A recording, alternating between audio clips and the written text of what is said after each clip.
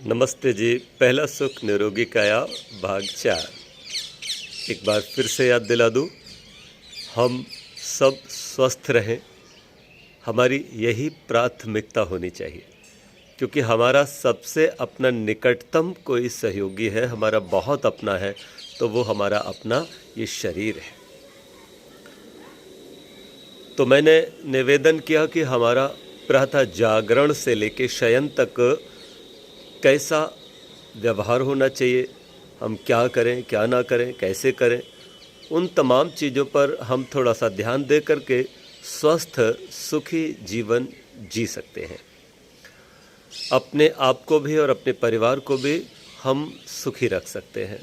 तो प्रातः जागरण करते ही, आँख खुलते ही भगवान का धन्यवाद करें और प्रसन्न होकर के उठे। फिर अपनी आँखों में थोड़ी सी जिह्वा से लार लेकर के लगा लें काजल की तरह, और बंद करके कुछ देर वेद मंत्र अथवा जो भी भगवान का आप जिस ढंग से भी नाम ले सकते लें, ओम प्रातरग्निम प्रातरिंद्रम हवामहे अथवा गायत्री आदि मंत्र को बोलें, और फिर आंखें खोल करके रसोई में जाएं।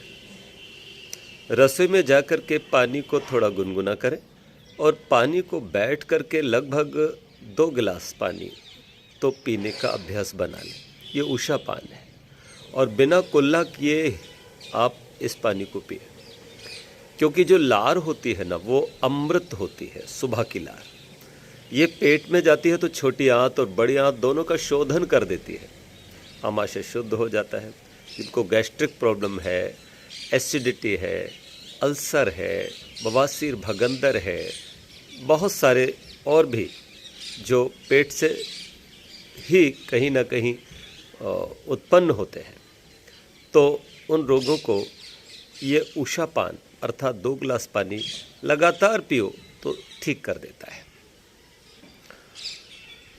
उषा पान करने से चेहरे पर जो पिंपल्स होते हैं, मुहासे होते हैं, वो या तो निकलना कम हो जाते हैं या बिल्कुल ही बंद हो जाते हैं। चेहरे पर निखार आता है, बाल अच्छे हो जाते हैं, साथ ही आई साइट नेत्र ज्योति भी बढ़ती है और स्मरण शक्ति भी बढ़ती है।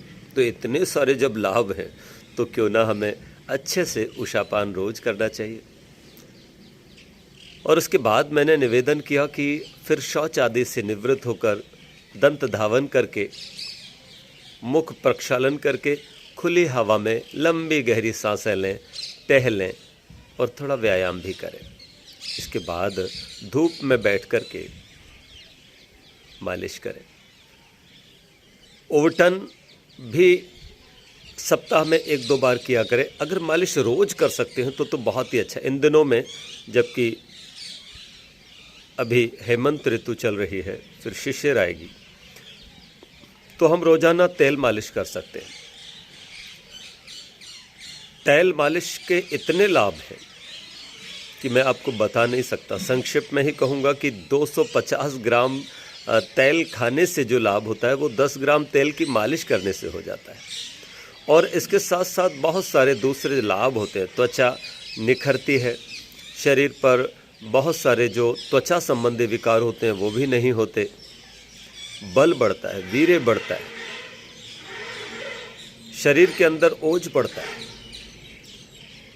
हड्डियों में प्रोटीन प्रॉपर रहता है, विटामिन डी की मात्रा प्रॉपर रहती है, और यहाँ तक कि बी कम्प्लेक्स भी प्राप्त होता है।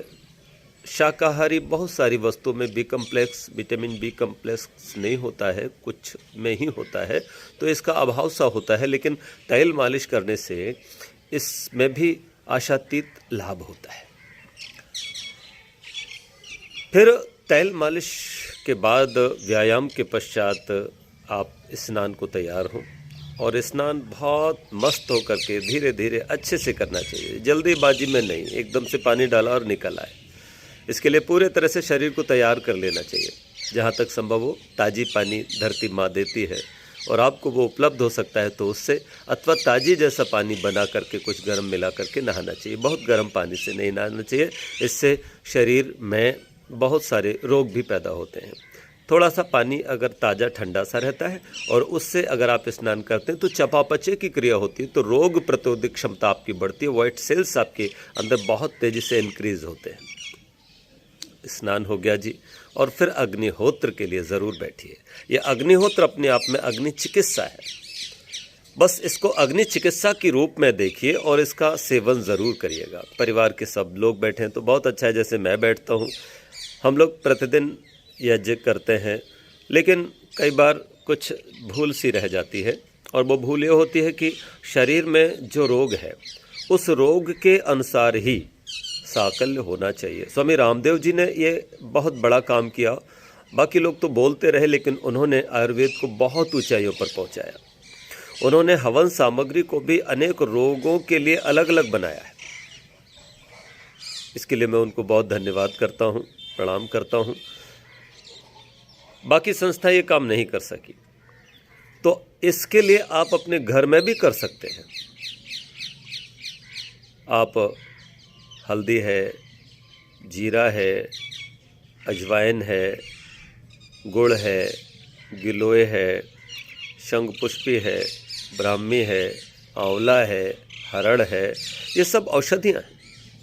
इनका उपयोग जहाँ मुख से करते हैं वहीं अग्नि में भी जला करके आप औषधि रूप में इनका सेवन कर सकते हैं, और ये आपके लिए बहुत कल्याणकारी होती है। इसलिए शुद्ध गाय का घी बहुत अच्छा रहेगा कि गाय के घी से ही होम हो। तो उस गाय के घी से चाहे थोड़ा ही रहे, 1 चम्मच 2 चम्मच रहे, गौ घृत से आप यज्ञ करके कितना लाभ प्राप्त कर सकते हैं, आप सोचिए ज़रा। एक तो यज्ञ का जो फल है, देव पूजा, दान और संगतिकरण, ये तो होता ही है, इसके बड़े लाभ होते हैं। वेद मंत्रों के गायन से आपके घर का वातावरण पवित्र होता है, पॉजिटिविटी आती है, नकारात्मकता दूर होती है, आपका मन अच्छा होता है, आपका अन्न शुद्ध होता है, आपका मन शुद्ध होता है। तो अग्नि चिकित्सा के रूप में अग्निहोत्र को लेकर के मात्र 7 से 8-10 मिनट तक आप ये यज्ञ करें। बहुत ज़्यादा देर तक बैठने की आवश्यकता नहीं है, समय आजकल वैसे भी लोगों के पास कम होता है, तो अच्छी सी सुविधाएं बना करके रख लें। जैसे चाय बनाने के लिए रसोई में आप वस्तुओं को रखते हैं, उसी तरह से हवन का एक किट बना लें, एक डिब्बा, एक बॉक्स बना लें, और उसमें ये सारी चीज़ें व्यवस्थित कर लें। होने को होता ही क्या है, कपूर चाहिए, समिधाएँ लकड़ी चाहिए, और घी चाहिए, सामग्री चाहिए, तो वो बना करके आप रख लीजिएगा, और आराम से आप 10 से 12 मिनट में पूरा अपना होम कर सकते हैं। इससे आपके घर का तो पॉल्यूशन दूर होगा ही, आपका आसपास का वातावरण भी शुद्ध और पवित्र होगा। आपको पता है जो पॉल्यूशन लेवल बढ़ता जा रहा है, इसको नीचे लाने का एकमात्र सर्वोत्तम साधन अग्निहोत्र है। अग्निहोत्र से जो गाय का घी जलता है, भारी मात्रा में ऑक्सीजन का उत्सर्जन भी होता है। तो जिन घरों में, जो घर बंद हैं, जहां हवायु का आना जाना विशेष नहीं होता, ऐसे घरों के लिए अग्निहोत्र बहुत कल्याणकारी है। तो आप अग्निहोत्र करने के बाद, ब्रह्मयज्ञ करने के बाद, सबको अभिवादन करते हुए फिर प्रातराश की तैयारी करें। अब प्रातराश आपका कैसा हो, ये आपको अगले भाग में बताएंगे। प्रातराश का बहुत महत्व है। प्रातराश के बारे में कहा जाता है कि आपका जो प्रातः काल का नाश्ता है वो राजकुमारों की तरह होना चाहिए।